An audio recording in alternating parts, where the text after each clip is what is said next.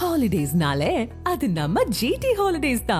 South India's #1 travel brand. மணப்பெண்ணின் பிரத்யேகமான திருமணம் Vivaha the Chennai silks. Powaco 5G. Best design. Best AI. Think Techno. Think Purvika.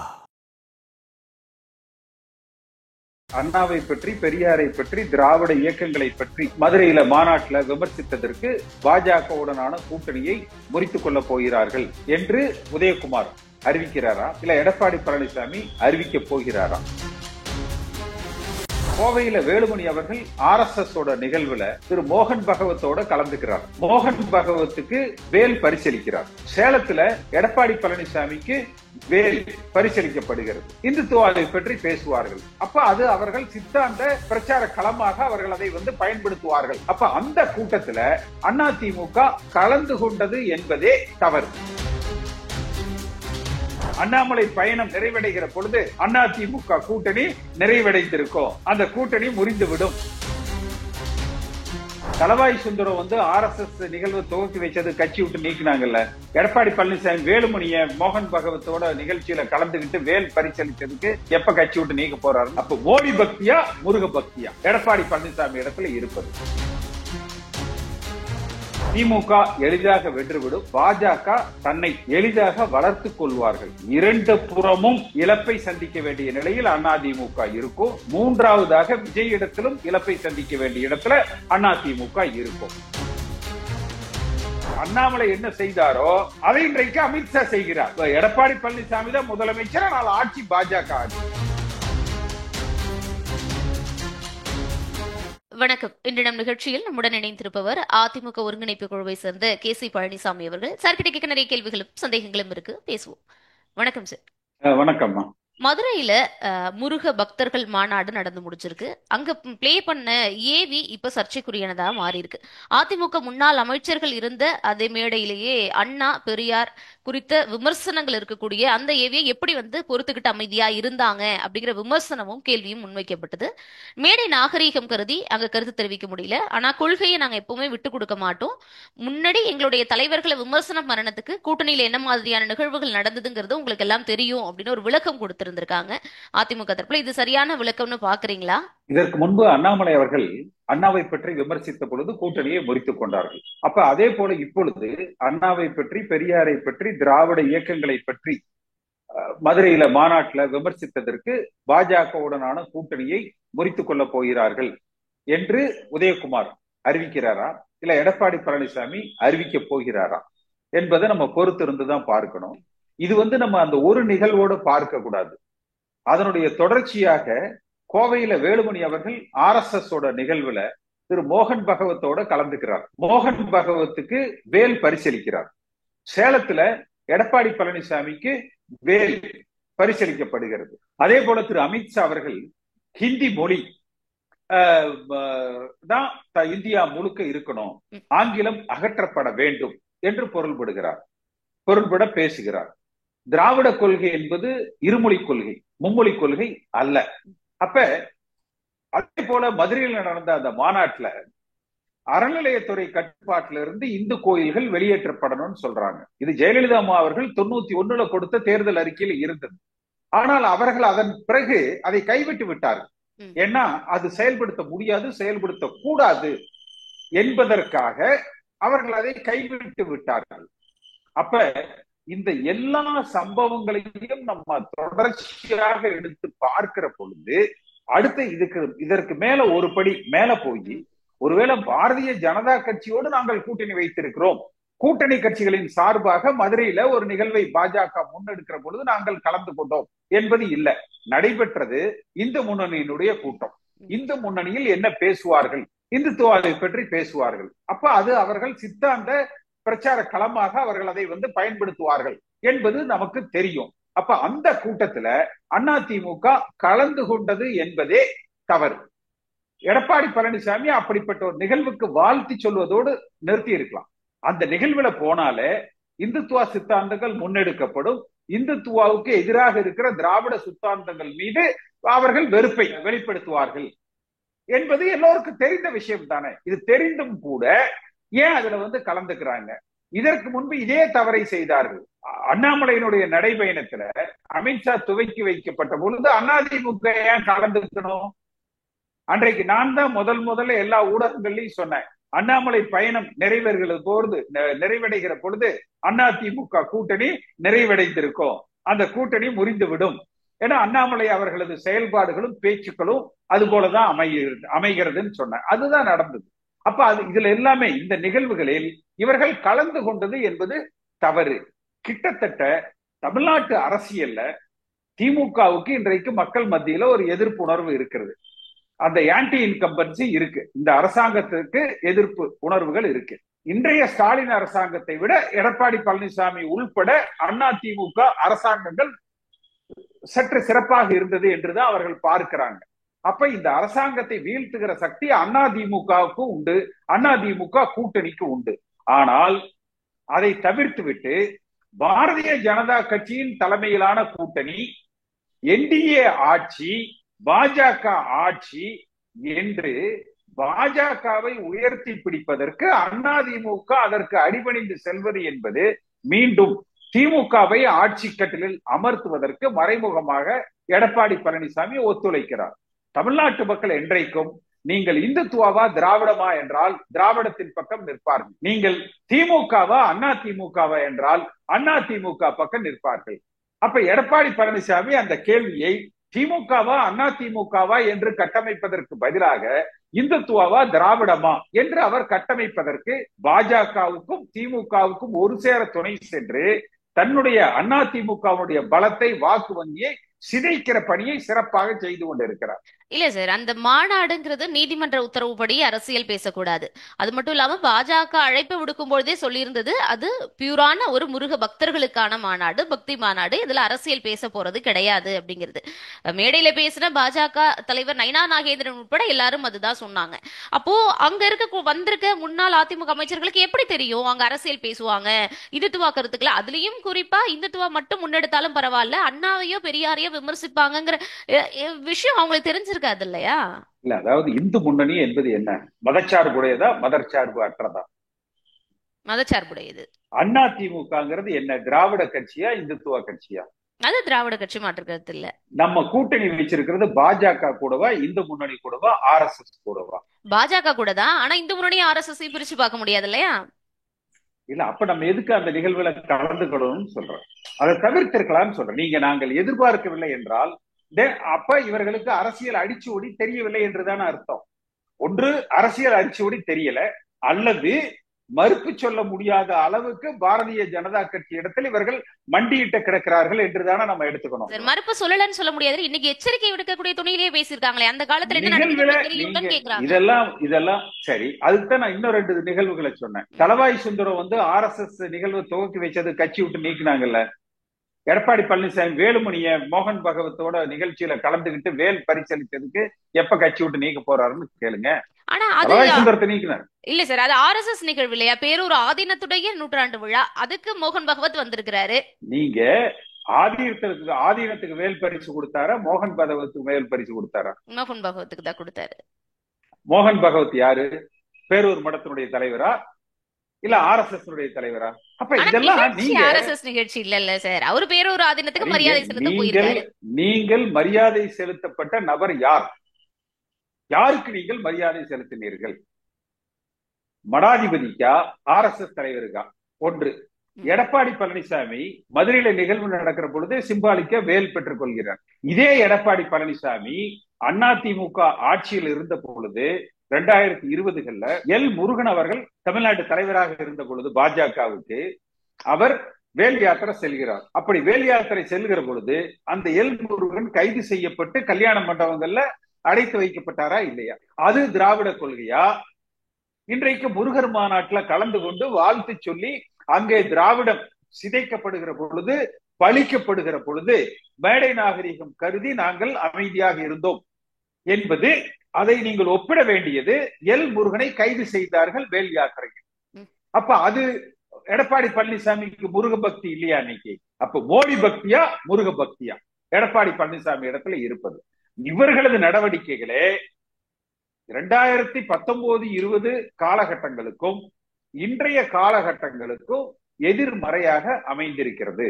அப்ப வழக்குக்கு பயந்து விட்டார்களா, இல்லை இந்த இயக்கத்தை அடிமைப்படுத்தி விட்டார்களா, இல்ல தங்களை காப்பாற்றிக் கொள்ள துணிந்து விட்டார்களா, இல்ல திமுக ஆள வேண்டும் என்று முடிவெடுத்து விட்டார்களா? இல்ல சார், எடப்பாடி பழனிசாமி மதுரையில ஒரு முருகர் மாநாடு நடக்கிற நேரத்துல அவர் ஒரு வேல் வாங்கினாருங்கிறதுனால அதை ஒப்பிட்டு பேசிட முடியுமா? இல்லைன்னா அவரும் ஆன்மீக அரசியலுக்கு வழி போறாருன்னு சொல்றீங்களா? இதெல்லாம் சிம்பாலிக் தானமா, ஒரு சிம்பாலிக் தானே. எதுக்கான சிம்பாலிக்? இந்து முன்னணியினுடைய அந்த நிகழ்வுக்கான ஒரு சிம்பாலிக். நீங்க முருகர் மீது தமிழ்நாட்டு மக்கள் கோயிலுக்கு போற அத்தனை பேரும் பிஜேபிக்கு வாக்களித்து இருக்கிறாங்க, இல்ல திராவிடத்துக்கு வாக்கு அளிக்க மாட்டாங்கன்னா 50 ஆண்டு காலத்துக்கு மேல தமிழ்நாட்டுல வந்து திராவிடம் தலைக்க முடியாது. ஜெயலலிதா அம்மாவுக்கு இல்லாத பக்தியா எடப்பாடி பழனிசாமிக்கு இருக்குது, எம்ஜிஆருக்கு இல்லாத பக்தியா வந்து எடப்பாடி பழனிசாமிக்கு இருக்குது. ஒட்டுமொத்த தமிழ்நாடும் கோவில்களில் சென்று பிரார்த்தனை செய்தார்கள் எம்ஜிஆர் நலம் பெற்று வர வேண்டும் என்று. ஜெயலலிதா அம்மா வந்து அவர்களது அந்த பூஜை புரஸ்காரங்கள்ல அவர்களுக்கு இருக்கிற நம்பிக்கை தமிழ்நாட்டு மக்கள் அறிந்தது. அப்ப அவர்களே அதிமுகவை ஒரு திராவிட கட்சியாக, திராவிட சித்தாந்தங்களை கொண்ட கட்சியாக முன்னிறுத்தினாங்களா, இல்ல ஒரு இந்துத்துவ கட்சியாக நிறுத்தினாங்களா? அடுத்து அப்படிப்பட்ட ஜெயலலிதா அம்மாவே ஆடு கோழி கிராம தேவதைகளுக்கு பலியிடப்படக்கூடாது என்கிற அந்த சாஃப்ட் ஹிந்துத்துவா, அந்த சாஃப்ட் ஹிந்துத்துவா டோன் எடுக்கிற பொழுது அதிமுக தோல்வி அடைந்ததா இல்லையா? ஜெயலலிதா அம்மா அதிலிருந்து பின்வாங்கினாரா இல்லையா? அப்ப எடப்பாடி பழனிசாமி இந்த நிகழ்வுகளில் இருந்து செய்தது தவறா சரியா? இதை தமிழ்நாட்டு மக்களும் அதிமுக தொண்டர்களும் நிச்சயமாக அலசி ஆராய்ந்து பார்ப்பார்கள். இல்ல சார், தவறு செய்யறதுங்கிறது மனித இயல்பு. ஏதோ ஒரு இடத்துல எல்லாரும் தவறு செய்யதான் செய்வாங்க. அந்த தவறு அப்படின்னு ஒன்று நடந்ததுக்கு பிறகாக அவங்களுடைய அடுத்த ரெஸ்பான்ஸ் எப்படி இருக்குங்கிறத பார்க்கணும். இப்போ முன்னாள் அமைச்சர்கள் அத்தனை பேருமே சரி, அதிமுக ஐடிவிங்கும் சரி, கடும் கண்டனத்தை தெரிவிச்சிருக்காங்க. இது செய்யக்கூடாத ஒரு செயல் செஞ்சிருக்காங்கிறது அவங்களுடைய கண்டனத்தை தெரிவிச்சிருக்காங்கல்ல, அப்ப அதை ஏத்துக்க வேண்டியது தானே. வேலுமணி மீது என்ன நடவடிக்கை எடுத்தாங்க? தளவாய் சுந்தரத்து மேல நடவடிக்கை எடுத்தீங்களா? ஏன் வேலுமணி மேல நடவடிக்கை எடுக்கல? ஒரே நிகழ்வு தானே. தளவாய் சுந்தரம் வந்து RSS நிகழ்வு துவங்கி வச்சாரு. இங்க வேலுமணி வந்து மோகன் பகவத்துக்கு வேல் பரிசு கொடுத்தார். ரெண்டுக்கு பெரிய வித்தியாசம் இல்ல. அப்ப வேலுமணி மீது என்ன நடவடிக்கை எடுத்திருக்காரு எடப்பாடி பழனிசாமி?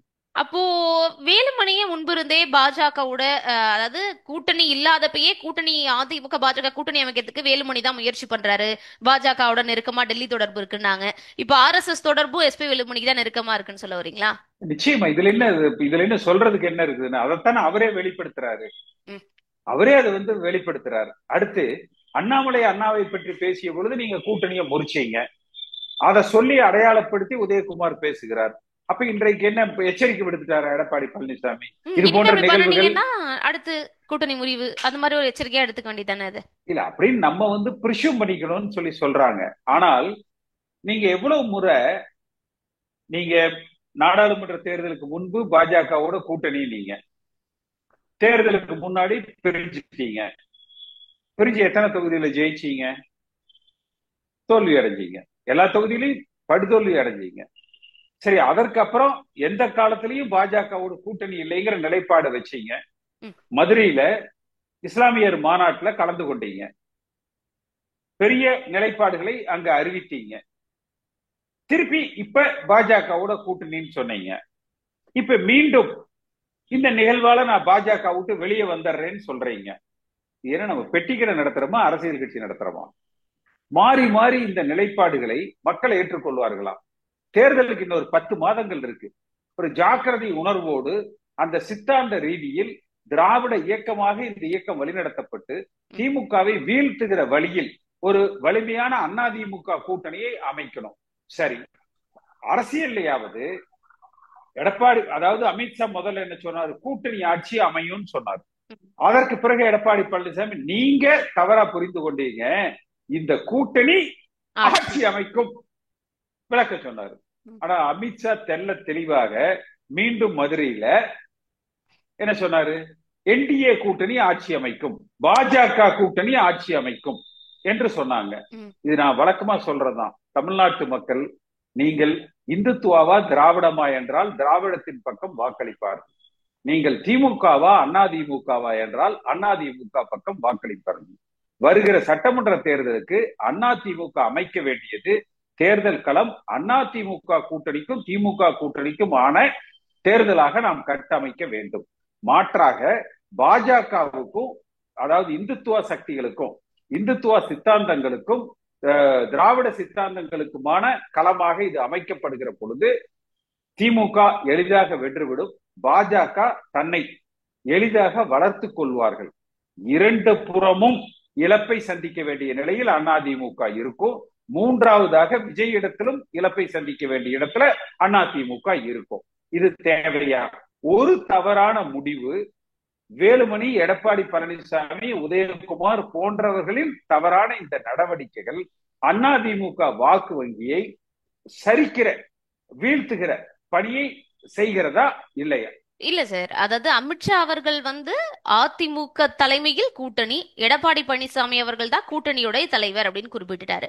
நம்ம எதற்காக மீண்டும் மீண்டும் பாஜக கூட்டணி, பாஜக கிட்ட மண்டிட்டாங்க, பாஜக கிட்ட அதிமுக அடகு வச்சுட்டாங்க அப்படி எதுக்கு சொல்லணும்? கூட்டணி ஆட்சி அமைக்கும்னு சொல்லி அமித்ஷா இப்ப சமீபத்துல மதுரையில கூட பேசினார்ல. அதாவது இப்ப பீகார்ல கூட பாத்தீங்கன்னா நிதிஷ்குமார் தான் முதலமைச்சர், ஆனால் ஆட்சி பாஜகவினுடைய ஆட்சி. அப்ப அது அப்ப எதிர்காலத்துல பாத்தீங்கன்னா நிதிஷ்குமாரோட கட்சியே அழிஞ்சு போயிடும், இருக்காது.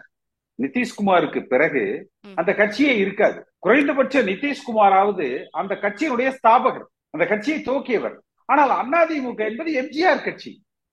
எடப்பாடி பழனிசாமி அதுல ஒரு வழிபோக்கர் போல இந்த சிந்துபாத் கதையில சொல்லுவாங்கல்ல, என்ன முதுகுல சுமந்துக்குங்கன்னு ஏறிட்டு நான் கீழே இறங்க மாட்டேன்னு அடம் பிடிக்கிறது போல இந்த கட்சியினுடைய தலைமை பொறுப்பை பல சூழ்நிலைகளை தன் கட்டுப்பாட்டுக்குள்ள வைத்துக் கொண்டு இருக்கிறார். அப்ப இந்த கட்சியினுடைய எதிர்காலம் என்ன? அப்ப இளைஞர்கள் மத்தியில் இந்த நிகழ்வுகளை பார்க்கிற பொழுது இந்துத்துவ சித்தாந்தத்தை விதைப்பதற்கு, வளர்ப்பதற்கு அதிமுகவே துணை செல்கிறதா இல்லையா? அப்ப இன்றைய இளைஞர்கள் மத்தியில அந்த சித்தாந்த அரசியல் என்பது இந்துத்துவாவுக்கும் திராவிடத்துக்குமானதாக செல்கிற பொழுது, திராவிடம் என்பது ஒட்டுமொத்த திமுகவாக தன்னை அவர்கள் முன்னிறுத்திக் கொள்ளுகிற பொழுது திக்கு தெரியாத காட்டில் அதிமுக திகைத்து நிற்கிறதா? இல்ல, அண்ணாமலை அவர்கள் அப்ப அதிருப்தியான சில கருத்துக்களை இந்த கூட்டணி அமைச்சதுக்கு பிறகாகவும் குறிப்பிட்டுக்கிட்டே இருந்தாரு. கூட்டணி ஆனா என்ன கருத்துக்கள் முன்வைக்க போறீங்க அப்படிங்கிற மாதிரியான மீண்டும் அதிமுக பாஜக கூட்டணியில ஒரு பிளவை ஏற்படுத்த முயற்சி பண்றாராங்கிற கேள்விகள் எல்லாம் முன்வைக்கப்பட்டது. ஆனா தற்போதைய தலைவரா இருக்கக்கூடிய நயினா நாகேந்திரன் அவர்கள் கிட்ட அமித்ஷா பேசுறதுக்கு அப்புறம் கூட கூட்டணி ஆட்சியா அப்படின்னு கேட்டதுக்கு அதெல்லாம் வெற்றி பெற்றதுக்கு பிறகாக முடிவெடுக்கப்படும் அப்படின்னு தான் அவர் குறிப்பிட்டாரு. எடப்பாடி பழனிசாமி முதலமைச்சர், பாஜக கூட்டணி ஆட்சி அமைக்கும், இதுதான் நயினார் நாகேந்திரன் சொன்னது.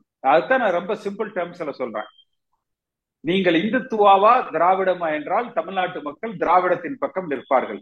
நீங்கள் திமுகவா அதிமுகவா என்றால் தமிழ்நாட்டு மக்கள் அதிமுக பக்கம் நிற்பார்கள். அதிமுக கூட்டணிக்கும் எடப்பாடி பழனிசாமி அதிமுகவுடைய ஸ்தாபகர் அல்ல. நீங்கள் எடப்பாடி பழனிசாமியை முதலமைச்சர் என்று சொல்லிவிட்டால் அவர் புரட்சி தலைவர் எம்ஜிஆரோ ஜெயலலிதா அம்மாவோ அல்ல.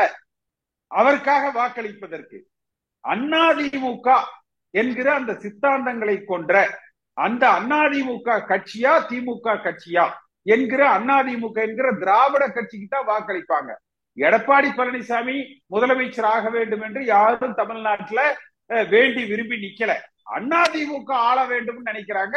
அந்த AIADMK by default, by chance Edappadi Palaniswami கூட முதலமைச்சராக வரலாம். ஆனால் எடப்பாடி பழனிசாமிக்காக அதிமுக இல்ல. அவர் வேணா தனியா ஒரு கட்சி ஆரம்பிச்சு நிக்க சொல்லுங்க பாக்கலாம். எடப்பாடி பழனிசாமி தனி கட்சி ஆரம்பிக்கிறார். எடப்பாடி அதிமுகவை விட்டுட்டு நிக்க சொல்லுங்க, அவருடைய பலம் என்னன்னு பாத்திரலாம். அவர் கூட்டணியை நம்பியோ இல்ல பாஜகவை நம்பியோ, நீங்க சொல்ற மாதிரி டெல்லி மேலிடத்தை நம்பியோ இல்ல. அதிமுக பாஜக தமிழ்நாட்டுல கால் விட முடியாது, நம்மை நம்பிதான் பாஜக இருக்காங்கிறதுல ரொம்ப தெளிவா இருக்காரு எடப்பாடி பழனிசாமி. இன்னைக்கு கூட சென்னையில மாவட்ட செயலாளர்கள் கூட்டம் நடந்திருக்கு பூத் கமிட்டி சம்பந்தமா. அப்போ கட்சியை எப்படி வலுப்படுத்தணும், நம்ம எப்படி ஆட்சி அமைக்கணும், அதுல முன்னோட்டமா போயிட்டு இருக்காரு. மத்த இந்த மாதிரியான கருத்துக்களுக்கு பதில் சொல்ல வேணாம்னு தவிர்க்கிறாரு போல. இன்னோட ஒரு படி மேல போங்களேன். களத்தை நீங்கள் பார்த்துக் கொள்ளுங்கள், கூட்டணியை நான் பார்த்துக் கொள்கிறேன். இது அப்படியே எடுத்து பிளாஷ்பேக்க சென்ற நாடாளுமன்ற தேர்தலுக்கு பின்னாடி போட்டு பாருங்க என்ன பேசினாருன்னு. கமா புல் ஸ்டாப் மாறாம அப்படியே இருக்கும். குமாரபாளையம் கூட்டத்துல பேசினாரு, மெகா கூட்டணி அமையும், கூட்டணியை நான் பார்த்துக் கொள்கிறேன், களத்துல வேலையை நீங்க பாருங்கன்னு சொன்னாரா இல்லையா? என்ன கூட்டணி அமைஞ்சது? அது பாராளுமன்ற தேர்தல், இது சட்டமன்ற தேர்தல் இல்லையா? அப்ப அதிமுக விசஸ் திமுக தானே. கூட்டணி அமைஞ்சதா இல்லையா? அப்ப அதனால அவர் ஒரு நம்பிக்கை ஊட்டுவதற்காக அதை சொல்கிறாருன்னு வச்சுக்கலாம். இதெல்லாம் வந்து தேர்தல்ல வெற்றி பெறுவதற்கு, நடக்கிற இந்த அரசாங்கத்தை வீழ்த்துவதற்கு போதுமானதாக இருக்காதுன்னு சொல்றோம். சர்வ ஜாக்கிரதையோடு இவர் தேர்தல் களத்தை முன்னெடுக்கணும்னு சொல்றோம். இப்ப அவரு அந்த அளவுக்கு முன்னெடுக்கல, தலைமை சரி இல்லைன்னு சொல்ல வரீங்களா? அப்போ இருந்தா மதுரை மாநாட்டுல கலந்துருக்க மாட்டாங்க. வேலுமணி வந்து அதுல கலந்து கொண்டது தவறுன்னு எடப்பாடி பழனிசாமி அறிவிச்சிருப்பார். ஏன் எடப்பாடி பழனிசாமி வேலுமணியை கண்டிச்சார்ல, அது என்ன தேர்தல் முடிஞ்சதற்கு பிறகு பாஜகவோட கூட்டணி வச்சிருந்தா ஜெயிச்சிருப்போம்னு பேசுறது, அதான் கூட்டணியே இல்லைன்னு ஆயிடுச்சு இல்ல, பதில் சொன்னாரா இல்லையா நாடாளுமன்ற தேர்தல் முடிந்ததற்கு பிறகு? அது போல ஏன் நம்மளே வந்து இவரை தளவாய் சுந்தரத்தை நீக்கணும், அப்படி இருக்கையில வேலுமணி அதில் கலந்து கொண்டது தவறு, கண்டிக்கிறேன் அப்படின்னு அறிக்கை விட்டுருக்காரு எடப்பாடி பழனிசாமி. ஒருவேளை அது ஆர்எஸ்எஸ் நிகழ்வா இல்லாம இருந்திருக்கலாம், அதனால அப்படி அறிக்கை விடாம இருந்திருக்கலாம். ஆர்எஸ்எஸ் தலைவர் கலந்து கொள்ளுகிற நிகழ்வு ஆர்எஸ்எஸ் நிகழ்வாக இல்லைன்னா எனக்கு புரியல அது நீங்க என்ன மீன் பண்றீங்கன்னு. அப்போ எஸ்பி வேலுமணிக்கு ஒரு சிறப்பு இடம், அதனால ஒண்ணு சொல்லாம இருக்காருன்னு நினைக்கிறீங்களா? இல்ல, எதாக இருந்தாலும் இதுல தனிப்பட்டவர்கள் முக்கியம் அல்ல. அதிமுக என்கிற கட்சி ஆட்சிக்கு வரணும், திமுக என்கிற கட்சி வீழ்த்தப்படணும், பாஜக என்கிற மதவாத சக்தி தமிழகத்தில் தலை தோங்குவதற்கு அதிமுக இடம் கொடுக்க கூடாது. இவ்வளவுதானே, இதுதானே அதிமுகவுடைய கொள்கை. எம்ஜிஆர் வழிவந்த, ஜெயலலிதா வழிவந்த அதிமுகவுல பயணிக்கிற, திராவிட சித்தாந்தத்தை ஏற்றுக்கொண்ட, எல்லோரும் நினைப்பதும் எதிர்பார்த்ததும் விரும்புவதும் இவ்வளவுதானே. அந்த வழியில் எடப்பாடி பழனிசாமி பயணிக்கணும். இல்ல சார், இப்ப கூட அதிமுக கூட எங்களுக்கு கூட்டணி வைக்கிறதுல எந்த பிரச்சனையும் இல்ல, பாஜக இருக்கிறது தான், பாஜக இல்லைன்னா நாங்க கூட்டணி வைப்போம்னு விசிக தலைவர் திருமாவளவன் அவர்கள் பேசுறாங்க. அப்ப அதிமுக மேலேயோ எடப்பாடி பழனிசாமி மேலேயோ ஒரு நம்பிக்கையோ இல்லைன்னா மாற்று அதிமுக தான் அப்படிங்கிற ஒரு எண்ணம் இல்லாமல் அந்த கருத்துக்கள் வெளிப்பட்டிருக்கும்னு நினைக்கிறீங்க? இல்ல, அவர் சொல்றது கட்டாயம் எடப்பாடி பழனிசாமி பிஜேபி விட்டு வெளியே வரமாட்டார் என்கிற நம்பிக்கையில திருமாவளவன் சொல்றாரு. ஏன்னா இந்த தேர்தல் பாஜக கூட்டணி வைக்கிறதுக்கு முன்னாடியே எடப்பாடி பழனிசாமி திருமாவளவனும் அந்த கூட்டணிக்கு முயற்சி செய்தார்கள், அது ஒர்க் அவுட் ஆகல. அதனாலதான் அவர் வந்து பாஜகவுடைய கூட்டணி போனாரு. அது திருமாவளவனுக்கு தெரியும், அதனாலதான் அவர் தைரியமா சொல்றாரு பாஜக விட்டு வெளில வரமாட்டாங்கிற வரமாட்டாருங்கிற நம்பிக்கையில.